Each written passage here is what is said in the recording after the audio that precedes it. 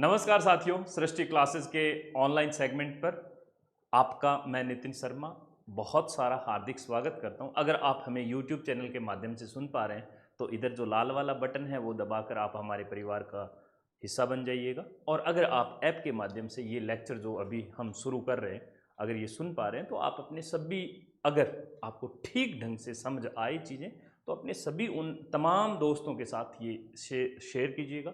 ये सेशन जो है ये आगे भेजिएगा और हमारी ऐप ज़्यादा से ज़्यादा आप डाउनलोड करवाइएगा ताकि हमें भी हौसला मिल पाए। तो दोस्तों, आज का जो लेक्चर है और मेरे जो हिस्से में जो सब्जेक्ट आता है जिसे मैं पढ़ाता होता हूँ वो होता है पॉलिटी। यानी अब इस सब्जेक्ट पे चर्चा बता ही लेंगे, पर सबसे पहले मैं आपको एक बात इसमें बता ही देता हूँ कि आप लोग जब अपना सिलेबस उठाते हैं किसी भी तरह का, मान लो आप सेंट्रल गवर्नमेंट की कोई तैयारी कर रहे हैं, तो आप जो सिलेबस उठाते हैं दोस्तों, तो उसमें आपको दो शब्द मिलते हैं। या तो मिलता है आपको उसमें संविधान और या फिर उसमें मिलता है आपको राज्य व्यवस्था। अब बहुत सारे ऐसे, या फिर आपको एक और बताता हूं, या फिर उसमें बीच में एक छोटा सा और लिखा हुआ भी दे देता है दोनों तरह के पूरे सिलेबस में। जैसे अब ये जो सब्जेक्ट है हमारा, मैं इसको पॉलिटी कहता हूँ, राज्य व्यवस्था ही कहता हूँ, या संविधान आप मान सकते हैं, आप ऐसा भी कह सकते हैं।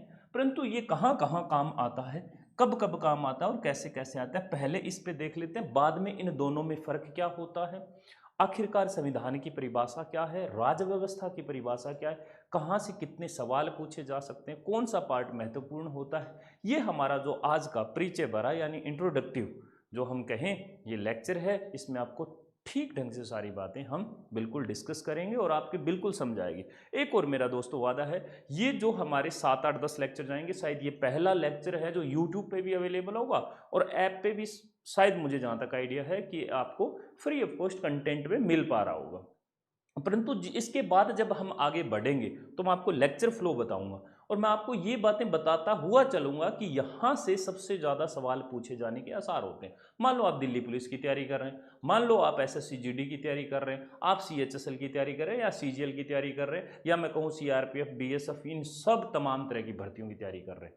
अब इसके एतद अगर बात करें, आप किसी स्टेट की, मतलब जैसे राजस्थान, हरियाणा, पंजाब, मध्य प्रदेश, जहाँ से भी आप संबंध रखते हैं, अगर उसके स्टेट पॉलिटी की बात करें तो ठीक, आप राज्यपाल पढ़ोगे, मुख्यमंत्री पढ़ोगे, परंतु उससे पहले के भी तो बहुत सारे हिस्से होते हैं जहाँ से प्रश्न डायरेक्ट आते होते हैं। तो वो भी मैं आपको बताता चलूंगा कि स्टेट में इस तरह का देखो, क्वेश्चन का बिहेवियर थोड़ा बहुत चेंज हो जाता है, बाकी सवाल उठने होते हैं वो एक जगह से ही उठते हैं।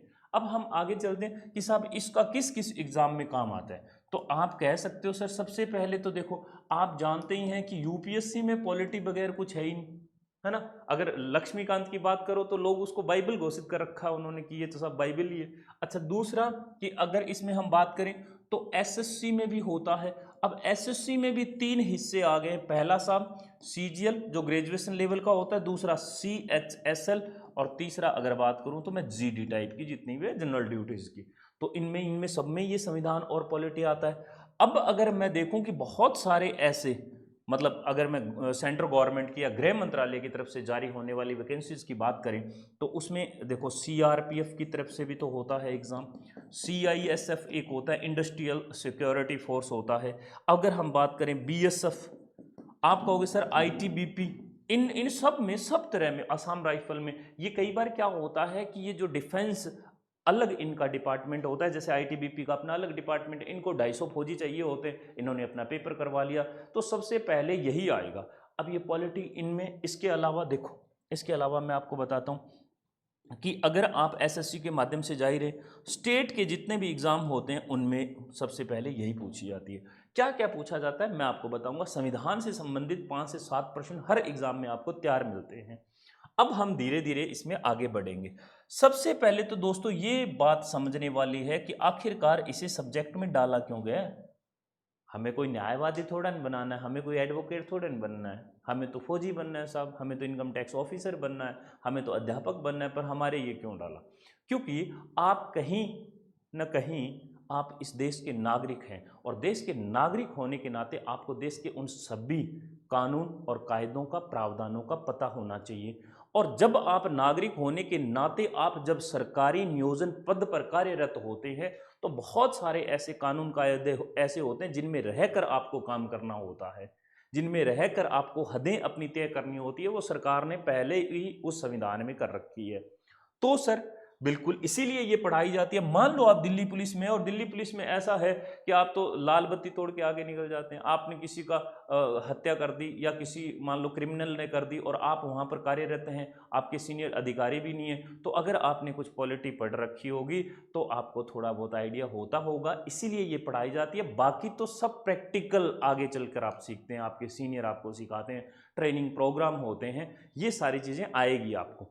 अच्छा, अब हमने कहा सर ठीक है, अब हम लेक्चर आगे बढ़ाते हैं। हमने ये कहा कि सर एक बात हमें ये बता दो कि आखिरकार संविधान क्या होता है और राज्य व्यवस्था क्या होती है। संविधान दोस्तों मैं बड़ी सिंपल सी भाषा में बताता हूं एक बात। आपका एक अपना प्यारा सा घर है, आपने कहा सर ठीक है ये घर है, अब इस घर में खूब सारे कमरे हैं, किसी में दादाजी रहते हैं, किसी में दादी जी रहते हैं, सारे के सारे ठीक है, अपने अपने परिवार के जन लोग रहते हैं। हुआ ये कि दोस्तों आज से ना 300 से 400 साल पहले अगर मैं कह दूं, 300 से 400 साल पहले आपके लड़दादा सड़दादा कड़दादा पड़दादा जो भी होते हैं ना, उन दादाओं ने एक रूल बुक बनाई। हम संविधान नहीं पढ़ रहे, पहले संविधान में आपको वैसे ही समझा दूंगा, पहले ये वाला खेल समझ लेते हैं।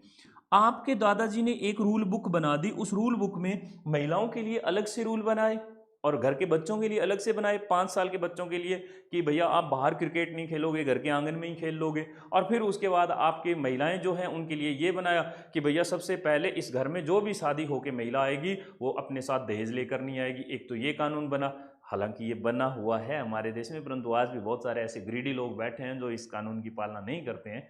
अब दूसरा कानून ये बना, आपके दादाजी ने बनाया कि सभी लोग कम से कम ग्रेजुएट करेंगे, सभी लोग 2 साल सरकारी नौकरी की तैयारी करेंगे। सुबह सुबह सारी महिलाएं उठकर उनमें से 2 ये खाना बनाएगी सबसे छोटे वाली, और जो सबसे बड़े वाली है वो खेत जाएगी, उससे जो बुजुर्ग महिलाएं हैं वो बैठ के सब्जी काटेगी, जो दादाजी हैं वो बैठ के अखबार पढ़ेंगे और साथ में सुबह सुबह सब्जी ले आएंगे। ऐसे बहुत सारे कानून बना दिए। ये कानून धीरे धीरे चलते चलते आप तक भी पहुंच गए, आप भी पालना कर रहे हो, सुबह 6 बजे उठ रहे हो, पढ़ाई कर रहे हो, मंदिर पाठ पूजा जो भी कुछ रहता है।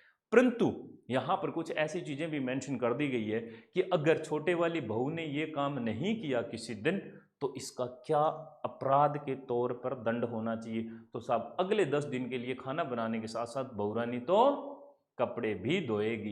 अगर सबसे छोटे वाले बेटे ने आज 10 घंटे पढ़ाई नहीं की तो अगले 3 दिन के लिए उसे शाम का खाना नहीं मिलेगा और साथ में 2 घंटे एक्स्ट्रा पढ़ाई करनी पड़ेगी। ऐसे अगर अपराध के तौर पर दंड संहिता अगर मैं बात करूं कि कानून बने होते तो खूब सारे घरों में तरक्कियां हो रही होती, सारी सरकारी नौकरी लग जाते।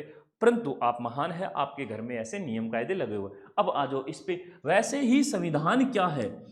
प्रावधानों का एक तरह का कलेक्शन है। जितने भी प्रावधान है, यानी मैं कह सकता हूं प्रोविजंस, है ना, प्रोविजंस जो होते हैं उनका अपना एक कलेक्शन किया हुआ एक लिखित दस्तावेज है। दोस्तों आप मेरे साथ बोलो क्या है ये लिखित दस्तावेज। मैं आप लोगों से इस लेक्चर के दौरान एक चीज़ बड़े साफ सुथरे शब्दों में बताता हूँ कि आपको बहुत सारी ऐसी पीडीएफ भी मिल जाएगी, बहुत सारे ऐसे और भी सिस्टम मिल जाएंगे जिनके थ्रू आप पढ़ सकते हो।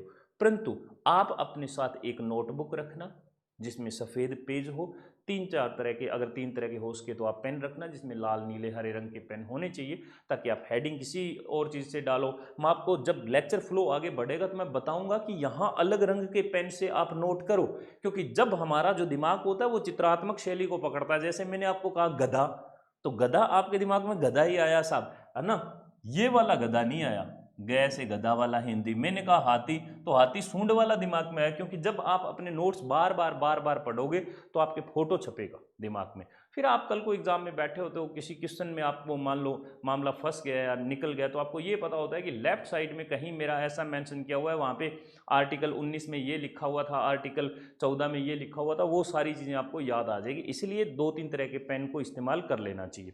अच्छा, अब हमने ये बताया कि साहब ये जो है ये प्रावधानों का एक तरह का लिखित दस्तावेज होता है, जिसमें क्या होता है, हम कह सकते हैं कि कुछ नियम कायदे कानून प्रावधान इन सब को समाहित किया हुआ एक लिखित दस्तावेज होता है, वो संविधान होता है। नंबर 1 बात ये। दूसरी बात कि इसी संविधान में क्या होता है कि हमारे देश के, अगर मैं बात करूं, कार्यपालिका और न्यायपालिका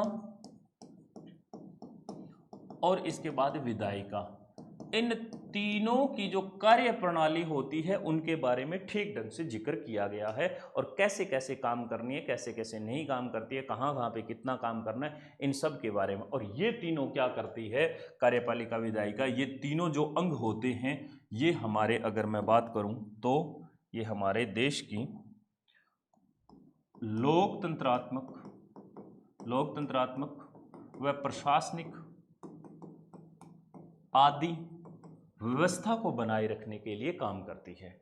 तो अब अगर हम संविधान की परिभाषा पूरे अच्छे से ढंग से पढ़ें तो मैं कह सकता हूं कि संविधान किसी भी देश का एक ऐसा लिखित दस्तावेज होता है जिसमें उस देश के जितने भी, अगर हम बात करें हमारे देश की, तो कार्यपालिका, न्यायपालिका और विधायिका, इनकी कार्य प्रणालियां लिखी होती है, और साथ में लोकतांत्रिक व प्रशासनिक इत्यादि व्यवस्थाओं का जिक्र किया होता है कि वो लोकतंत्र जैसा देश है वो कैसा आगे बढ़ने वाला है। देखो, पॉलिटी को रटना नहीं है, समझना है। संविधान की परिभाषा कोई नहीं पूछने वाला, जहां से पूछने वाला वो मैं बता दूंगा, परंतु मैं आपसे इस सवाल पे अटका हुआ हूं अभी कि आखिरकार पॉलिटी और कॉन्स्टिट्यूशन में, अगर मैं कहूँ संविधान और राज्य व्यवस्था में फ़र्क क्या होता है, तो सबसे पहले आप लोगों ने सीख लिया है कि संविधान जो होता है वो प्रावधानों का, यानी प्रोविजंस का एक तरह का डेटा होता है, कलेक्ट किया हुआ, जो लिखित दस्तावेज होता है किसी भी देश की शासन व्यवस्था को बनाए रखने के लिए।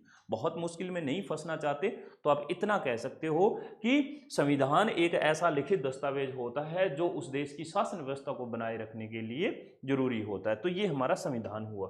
परंतु दोस्तों, अब हम बात करते हैं राज्य व्यवस्था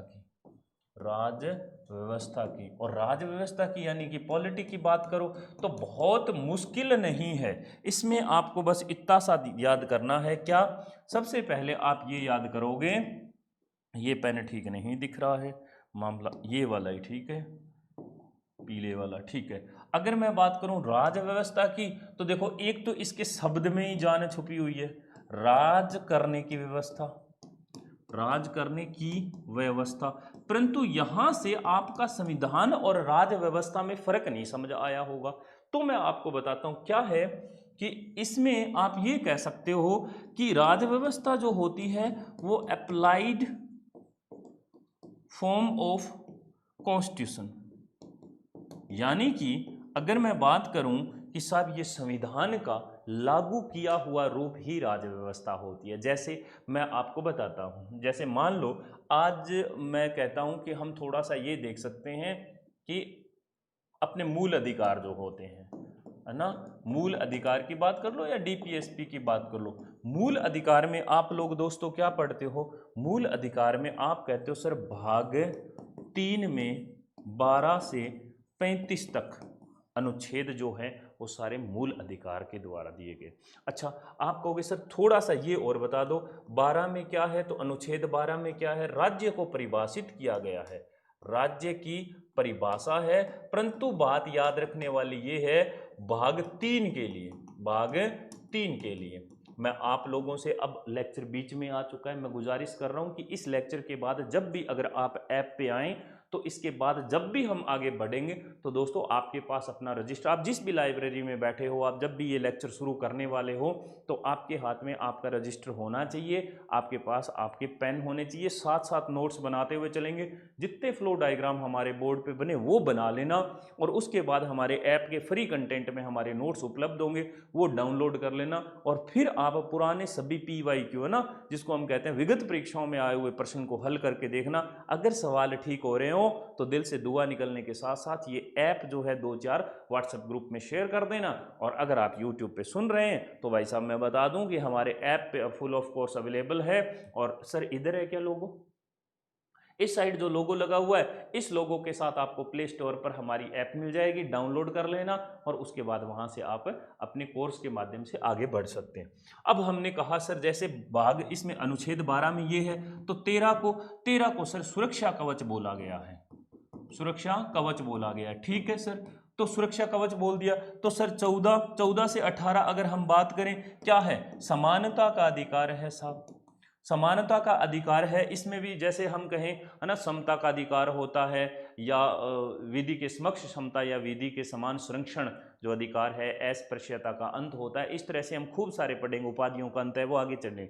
परंतु मैं आपको एक चीज बताता हूं कि अगर मैं आर्टिकल 14 की बात करूं तो विधि के समक्ष क्षमता की बात करता है। ये क्या कहता है कि कानून की नजर में सारे लोग एक जैसे होते हैं, है ना। और कानून की नज़र में महिलाएं भी वैसी है, वैसे ही पुरुष हैं, वैसे ही बच्चे हैं, वैसे ही बुजुर्ग है। ऐसा तो है नहीं कि जितने बुजुर्ग बच गए उनको सबको ले जाके जयराम जी ऐसा कर दो, नहीं, क्योंकि कानून की नज़र में सारे एक जैसे। अगर कोई बुजुर्ग आदमी किसी की हत्या करता है और या फिर अगर एक बच्चा हत्या करता है तो कानून की नज़र में दोनों एक जैसे। उन पर लगने वाले, मान लो कि ये इन्होंने क्या कर दिया, अपराध कर दिया, तो अब इस अपराध की कैटेगरी जो है वो कहीं लिखी गई है और वो बिल्कुल मेंशन की गई है। अब उस अपराध के एवज में मान लो उसने किसी को मारने का, या अटेम्प्ट टू जिसको मर्डर कहते हैं, उसने मारने की कोशिश की है परंतु वो मार नहीं पाया, तो क्या अब उसको उम्र कैद की सजा दे देनी चाहिए? क्या अगर उम्र कैद की ना दी जाए तो क्या उसको फांसी दे देनी चाहिए? अगर फांसी ना दी जाए तो क्या उसको 10, 20, 30, 40 साल या उसको 2, 3, 4 लाख का जुर्माना? इन सब चीज़ों का अगर हम कहें तो संविधान के अकॉर्डिंग सारी चीज़ें तय की गई है। और यही जब हम सारी चीज़ें लिखित तौर पर हम जब अप्लाई करते हैं पूरे देश में तो इसे कहते हैं शासन व्यवस्था यानी राज व्यवस्था। तो राज करने की जो व्यवस्था होती है, लोकतंत्रात्मक देश में क्या होता है कि आपका राज व्यवस्था होना, बहुत अच्छा होना बहुत बेहद जरूरी है। अब इस राज व्यवस्था में आगे हम पढ़ेंगे क्या? अब मैं आपको बताता हूं कि आगे हम कहां से क्या क्या पढ़ने वाले हैं, हमारा लेक्चर फ्लो क्या रहने वाला है, कहां से कितने प्रश्न आने के चांसेस होते हैं। तो सबसे पहले दोस्तों इंट्रोडक्टरी पार्ट तो आज हमारा कंप्लीट हो जाएगा। सबसे पहले हम पढ़ेंगे इसका ऐतिहासिक बैकग्राउंड, जिसमें हम बहुत सारा ज़्यादा जोर देंगे नहीं, ऐतिहासिक पृष्ठभूमि जिसको कहते हैं, है ना, हिस्टोरिकल बैकग्राउंड। ठीक है सर, नंबर 1। नंबर 2, इसमें हम क्या पढ़ेंगे, संविधान सभा। संविधान सभा के बाद हम नंबर 3 पढ़ेंगे संविधान का निर्माण। संविधान का निर्माण। अब उसके बाद हम क्या पढ़ेंगे, नंबर 4 हम पढ़ेंगे प्रस्तावना। प्रस्तावना चाहे आप आखिर में पढ़ सकते हो। नंबर 5 अगर हम बात करें तो देखो विशेषताएं, हम विशेषताएं भी पढ़ेंगे। बिल्कुल सर, ठीक बात है आपकी। अच्छा, उसके बाद हम क्या पढ़ेंगे, उसके बाद पढ़ेंगे मूल अधिकार। मूल अधिकार यानी फंडामेंटल राइट, अंग्रेजी मीडियम वालों ये प्रियम्बल कर लो, है ना, ये प्रियम्बल हो गया, ये कॉन्स्टिट्यूशन मेकिंग प्रोसेस हो गया, ये कॉन्स्टिट्यूशन असेंबली हो गई, ये हिस्टोरिकल बैकग्राउंड हो गया। ठीक है सर। अच्छा, ये क्या है, ये फीचर्स की बात कर रहा हूं। ठीक है, अब ये 6 यहां तक लेक्चर आया, तो सर इसके बाद और क्या आएगा, इसके बाद और क्या आएगा तो हम देख लेते हैं एक बार के लिए आराम से, कोई दिक्कत नहीं है। ठीक है, अब मैं आपको बताता हूं इसके बाद जो आएगा मूल अधिकार के बाद हम नंबर 7 क्या पढ़ेंगे, राज्य के नीति निर्देशक तत्व। नीति निर्देशक तत्व यानी directive principle of state policies, DPSP की मैं बात कर रहा हूं। अच्छा, नंबर 8 की अगर बात करें तो मूल कर्तव्य, ड्यूटीज की, फंडामेंटल ड्यूटीज की बात कर रहे हैं हम। और फिर उसके बाद नंबर 9 संघ सरकार की बात करेंगे, जिसमें हम क्या पढ़ेंगे, हम पढ़ेंगे राष्ट्रपति, लोकसभा, राज्यसभा, ये सारी चीज़ें इसी में पढ़ेंगे। ये हमारा इस तरह से लेक्चर चलेगा। उसके बाद दोस्तों कुछ एक इम्पोर्टेंट पार्ट में ये बता देता हूँ, जैसे अनुसूची। अनुसूची हम अलग से पढ़ेंगे, है ना। आपको मैं कुछ एक इम्पोर्टेंट संविधान संशोधन करवाऊंगा, जिससे कई बार क्या होता है डायरेक्ट प्रश्न पूछ लिया जाता है, तो संविधान संशोधन इसके साथ साथ हम अलग से एक पूरा लेक्चर लेंगे, है ना। उसके बाद मैं आपको एक लेक्चर ऐसा देने वाला हूं जिसमें क्या होगा कि इम्पोर्टेंट अनुच्छेद, जो अनुच्छेद होते हैं उनके बारे में हम ठीक ढंग से जिक्र फरमाएंगे। और भी कुछ ऐसी अलग अलग चीज़ें, जैसे मैं आपको बताता हूँ, एक मैं आपको लेक्चर साथ के साथ देता रहूँगा, पर ये जो है PYQ है ना, प्रीवियस ईयर क्वेश्चंस पेपर जो है वो हम सॉल्व करते रहेंगे। अगर आप इस लेक्चर फ्लो को समझ गए हैं तो मैं दोस्तों बता दूं, ये जो है ना ये बहुत लंबा नहीं जाएगा लेक्चर, ये दो लेक्चर में समाप्त कर देंगे हिस्टोरिकल बैकग्राउंड। इसका कारण क्या है क्योंकि इसके कारण को जब आप समझने बैठोगे, इसमें बमुश्किल एक सवाल आने के चांसेस होते हैं, बाकी पूछा नहीं जाता, क्योंकि ये मॉडर्न हिस्ट्री का ज़्यादा पार्ट आ गया। अगर आपने अभी दिल्ली पुलिस या एसएससी जीडी या आप स्टेट पॉलिटी या किसी का भी आपने कोर्स खरीदा है जहाँ पे आप मेरा लेक्चर सुन पा रहे हैं, तो आप वहाँ पर हिस्ट्री आपको अंकुश सर करवा रहे हैं। तो अंकुश सर के द्वारा जो हिस्ट्री हो रही है वहाँ पे आप मॉडर्न हिस्ट्री पढ़ते, आप वहाँ पर इनके बारे में खूब सारा जिक्र सुन लेंगे। जैसे इसमें बक्सर का युद्ध आता है, प्लासी का युद्ध आता है, सवाली का युद्ध आता है ना, कब शाह आलम ने क्या कर दिया, कब जहांगीर था उसने कहाँ अंग्रेजों को स्पेस दे दिया, ये सारा हिस्टोरिकल बैकग्राउंड का ही हिस्सा है, यानी ऐतिहासिक प्रश्न। बहुत मुश्किल है, मॉडर्न हिस्ट्री का आप हिस्सा कह सकते हो। बच गया हमारा संविधान सभा। देखो इन दोनों में, संविधान सभा और इसके संविधान निर्माण में एक प्रश्न आने के चांसेस रहते हैं। आपने कहा सर ठीक है। उसके बाद प्रस्तावना में बिल्कुल एक मैं कहता हूं धरा धराया प्रश्न आता है। कैसे पूछा जाता है, आपको संविधान की जो हम कहें प्रस्तावना होती है वो आपको याद होनी चाहिए। जैसे हम भारत के लोग भारत को एक संपूर्ण प्रभुत्व संपन्न समाजवादी पंथ निरपेक्ष लोकतंत्रात्मक गणराज्य बनाने के लिए एवं इसके समस्त नागरिकों को, इस तरह से आपको याद होनी चाहिए। आजकल का जो सवाल है, पैटर्न है, वो इस तरह से आ रहा है, आपने क्या करा प्रस्तावना के हम भारत के लोग, इसका मतलब आपको पता है, संपूर्ण प्रभुत्व संपन्न का आपको पता है, लोकतंत्रात्मक गणराज्य का आपको पता है, यानी आपने पूरी प्रस्तावना रट ली। कब संविधान संशोधन हुआ जिसमें इसको प्रस्तावना को संविधान का हिस्सा माना गया, और ये वो सब चीजें, इसमें कौन से 3 शब्द जोड़े गए, कैसे कैसे शब्द, ये सारा रटा हुआ है, परंतु आपको पूरी याद नहीं है प्रस्तावना। और उसने सवाल पूछ दिया कि प्रस्तावना में दिए गए शब्दों का सही क्रम का चयन करो। अब अगर आपको ये बिल्कुल याद है तो आप बिल्कुल धीरे से टिक मार दोगे, आपको बहुत ज़्यादा टाइम नहीं लगेगा। परंतु अगर आपको प्रस्तावना याद नहीं है तो दोस्तों आप फंस जाओगे। तो इसीलिए जब हम प्रस्तावना पढ़ेंगे उससे 3 दिन पहले मैं आपको कह दूंगा कि अपलोड कर दी गई है पीडीएफ, और आप प्रस्तावना याद करके ही इस लेक्चर का हिस्सा बने, अदरवाइज ना बने। क्योंकि मैं तो पढ़ा के अपना लेक्चर निकल लूंगा, परंतु आपके सामने जब आप एग्जाम में बैठे होंगे और साफ सुथरा सवाल पूछा जाएगा कि आरोही या अवरोही क्रम में, है ना, डिसेंडिंग या असेंडिंग ऑर्डर में आप इसका बताओ हमें क्या है मामला, तो फिर आप फंस जाओगे। तो आपको we are the people of Indian, है ना, इंडिया, तो ये आप याद करोगे ही करोगे प्रस्तावना। अच्छा ठीक है, अब ये रह गया बहुत इंपॉर्टेंट पार्ट दोस्तों, विशेषताएं। ये लगभग मैं मान के चलता हूं मुझे इसके लिए 3 लेक्चर चाहिए ही होंगे, 3 से 4 लेक्चर ही कर लो आप तो, और आपको इसकी पीडीएफ भी मिल जाएगी। और अगर आप YouTube के माध्यम से हमें सुन पा रहे हैं और आपका कोर्स परचेज नहीं किया हुआ है तो ये सारे नोट्स आपको हमारी ऐप पे उपलब्ध मिल जाएंगे फ्री ऑफ कॉस्ट, वहाँ से आप डाउनलोड कर सकते हैं, आप पढ़ सकते हैं। देखो इसमें से 3 से 4 लेक्चर क्यों लगेंगे, क्योंकि मैं आपको इसमें सबसे पहले संविधान, मतलब हमारा लिखित विस्तृत संविधान है एक ये, दूसरा केंद्राभिमुख संविधान होता है, शासन प्रणाली कैसी होती है, मूल अधिकार, मूल कर्तव्य और राज्य के नीति निर्देशक तत्व, उसके बाद मैं आपको बताऊंगा संशोधन प्रणाली और वयस्क मताधिकार, ये सारी जितनी भी विशेषताएं, जितने भी फीचर्स है, वो सारे के सारे मैं आपको नोट डाउन करवाता चलूंगा।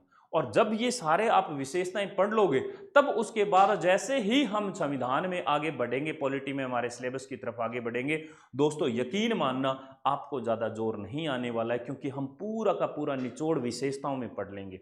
मूल अधिकार 12 से 35 होते हैं साहब, कौन सा हटा दिया गया तो संपत्ति का अधिकार छठा, कहाँ से हटाया गया तो 19 और 31 से, ये पहले ऑलरेडी एग्जिस्ट करता था। तो ये सारी बातें हम इस तरह की वहाँ पे कर लेंगे। अगर आप बिल्कुल अभी अभी सरकारी भर्ती के लिए लैंड हुए हैं तो मैं आपको थोड़ा सा ये बता देता हूँ, इस तरह का हमारा लेक्चर चलेगा। और फिर मैं आपको संविधान निर्माण के दौरान बताऊंगा कि हमारे संविधान के जो भाग हैं वो है 22 और उनमें 395 अनुच्छेद हैं। वर्तमान में अनुसूचियों की संख्या 12 है, परंतु मूल संविधान में 8 थी। और अगर हम बात करें इसकी कि साहब जब 12 है तो फिर इनको याद कैसे किया जाए, तो आप हमारी पॉलिटी की प्लेलिस्ट में जाके यूट्यूब पे देख लो, वहां पे बिल्कुल चुटकियों में याद करवाई हुई है मेरी एक ट्रिक के साथ। आपको अनुसूची रट्टा मारने की जरूरत ही नहीं पड़ेगी, ट्रिक से ही हो जाएगा सारा काम। ठीक है, तो इसमें हम 3 से 4 लेक्चर लेंगे और ये सबसे इंपॉर्टेंट पार्ट है। अब देखो मूल अधिकार, बिल्कुल इसमें भी हमें 2 से 3 लेक्चर लगेंगे। एक सवाल जरूर पूछा जाएगा, वो मैं आपको बताता चलूंगा, ये पढ़ना है ये नहीं पढ़ना है, करेंगे कंप्लीट सिलेबस एकदम अच्छे से तसल्ली से पढ़ाऊंगा मैं आपको। आप इत्मीनान के साथ बैठे रहना, नोट्स बनाते रहना, फ्लो डायग्राम चलते रहने चाहिए। परंतु जहां पर हमारा सवाल पूछा जाएगा वो बात मैं आपको बिल्कुल ठीक ढंग से बता दूंगा। अब देख लो एक राज्य के नीति निर्देशक तत्व, यहाँ से बहुत बामुश्किल कोई सवाल आता है, परंतु अगर आप करंट अफेयर के मुद्दों को अगर आप जोड़ के देखोगे तो अनुच्छेद 44 है, जिसमें आप यूनिफॉर्म सिविल कोड की बात करते हो, यानी समान नागरिक संहिता। अब हमारे जो केंद्र की सरकार है मोदी जी की, उन्होंने इस मुद्दे को छेड़ना शुरू कर दिया। आप एक अनुच्छेद 1 में पढ़ते हो कि भारत अर्थात इंडिया है ना, राज्यों का एक संघ है, पर पिछले दिनों जब हमारे यहाँ पे G20 हुआ था तो सिर्फ भारत दिखाया गया था। विपक्ष वालों ने खूब तगड़ा मुद्दा उठाया, इसमें हमारे 2 वीडियो भी पड़े, एक अंकुश सर का और की भारत का इतिहास क्या है, एक मेरा भी वीडियो दिया हमने। ये बहुत बड़ा मसला है, क्या ये संविधान को चैलेंज करने वाले, ये सारी बातें हम ठीक ढंग से धीरे धीरे आगे पढ़ेंगे। तो अनुच्छेद 1 में क्या है, तो इनमें से क्या होता है, करंट अफेयर के मुद्दों से संबंधित जितने आर्टिकल होते हैं, प्रोविजंस होते हैं, वहां से सवाल पूछने के ज्यादा चांसेज होते हैं कि आपको इतना इतना सारा पता है कि नहीं। आज वो करंट अफेयर का भी हो गया सवाल एक तरह से, और वो राज्य व्यवस्था यानी पॉलिटी का भी हो गया, संविधान का भी हो गया आपके हिस्से का। मूल कर्तव्य यानी मूल संविधान में थे कि नहीं थे, तो इसमें कब जोड़े गए, नहीं थे तो कितने जोड़े गए थे, 10 11वां कब जोड़ा गया था, 2002 में, किसकी सिफारिश पे जोड़ा गया, ये बहुत सारे तरह के, ये बस इंपॉर्टेंट बात कर लेंगे। ये मोटा माटी जो बात है ना, ये तो हम विशेषताओं में ही कर लेंगे, परंतु हम इनको अलग से पढ़ेंगे। अब इसमें हम राष्ट्रपति पढ़ेंगे, लोकसभा, राज्यसभा, महान्यायवादी, इन सबको हम इसमें संघ सरकार में पढ़ लेंगे, और उसके आगे के अलग अलग चैप्टर है। जहां पे हमें रुकना है वहां पे हम आधा घंटा एक्स्ट्रा लगा लेंगे, जहां पे नहीं रुकना है मैं आपको बता दूंगा कि बेटा यहां से जो हमने अभी इतना लेक्चर पढ़ा है, इस पर बहुत ज्यादा जोर देने की आवश्यकता नहीं है। हर एक एग्जाम का अपना अलग बिहेवियर होता है। आप जीडी के या दिल्ली पुलिस के छात्र हैं तो आपका ये बिहेवियर रहेगा, स्टेट पॉलिटी यानी आप स्टेट के किसी एग्जाम की तैयारी कर रहे हैं तो इसका बिहेवियर ये रहेगा एग्जाम का। सीजीएल और सीएचएसएल का थोड़ा सा अलग बिहेवियर रहता है, बाकी रट्टा मारने की कहीं कोई आवश्यकता नहीं है। मैं आपसे वादा कर रहा हूं, आप लोग हमारे अगर ऐप के माध्यम से ये संपूर्ण कोर्स खरीदे हुए तो दोस्तों रट्टा नहीं मरवाएंगे, आपको कंप्लीट याद करवाऊंगा इधर ही ऑनलाइन, बिल्कुल आपके भेजे में जाएगा पॉलिटी, तो आप ये यकीन मानिए हमारा। अब इसके बाद हम देखते हैं, एक क्वेश्चन अनुसूची में आने के चांसेस होते हैं, इनमें से कोई एक आ जाता है। अनुसूची के बारे में मैंने बता ही दिया आपको। पीवाईक्यू अगर हम देखेंगे तो हमें पता चल जाएगा हमें कहां से कितना क्या कुछ पढ़ना है। तो मोटा माटी मैंने आपके सामने ये एक जो है हमारे लेक्चर फ्लो की भी बात कर ली, दूसरा मैंने थोड़ा सा परिचय भी दे दिया। अब हमारा जो अगला लेक्चर है, जो नेक्स्ट क्लास रहेगी, वो मैं बता दूं आपको संविधान सभा की रहेगी। संविधान सभा से पहले मैं आपको हिस्टोरिकल बैकग्राउंड यानी ऐतिहासिक पृष्ठभूमि पढ़ाऊंगा, और ऐतिहासिक पृष्ठभूमि में 2 लेक्चर लगेंगे, 2 लेक्चर जाएंगे, बड़ा स्पीड से थोड़ा सा निकलेंगे, क्योंकि ये कितना मर्जी हिस्ट्री ऐसा बांचते रहो, हिस्ट्री का क्या है, तो उसमें हमें नहीं फंसना है। फिर हम संविधान सभा पे जाएंगे, और संविधान सभा के बाद हम संविधान निर्माण की बात करेंगे, जहां से सवाल आएंगे। यकीन मानना, आप ना नोटबुक लेके बैठना मेरे साथ, और उस नोटबुक में जब आप बैठोगे और मैं आपको कहूँ यहाँ पे लिख दो ये वाला लाल रंग से, यहाँ पे लिख दो हरे रंग से, नोट्स बड़े गजब के बनेंगे, ये बता दूं। और अभी सही समय है तैयारी करने का, नोट्स बनाने का। अभी ये आपके नोट्स जैसे जैसे आगे बढ़ेंगे, फिर आपको मैं ये भी बताऊंगा कि इन्हीं नोट्सों को आगे ऊंचे लेवल की एग्जाम की तैयारी करने के लिए आपको कैसे इस्तेमाल करना है, वो भी हम सारा का सारा जिक्र करेंगे। मुझे पूरी उम्मीद है कि अब आप हमारा इस लेक्चर सुनने के बाद YouTube के माध्यम से हैं तो आप हमारे प्ले स्टोर तक पहुंचोगे और आप वहां से ऐप डाउनलोड कर लोगे, और आप जो भी आपको कंसर्निंग, जो आपके लिए आप जिसकी एग्जाम की तैयारी कर रहे हैं, वो कोर्स परचेज करोगे। और अगर आप हमारे प्ले स्टोर पर ही है, हमारे ऐप पर ही है, तो दोस्तों यकीन मानिए अब हमने जो लेक्चर फ्लो किया है वो कंटिन्यू रखेंगे।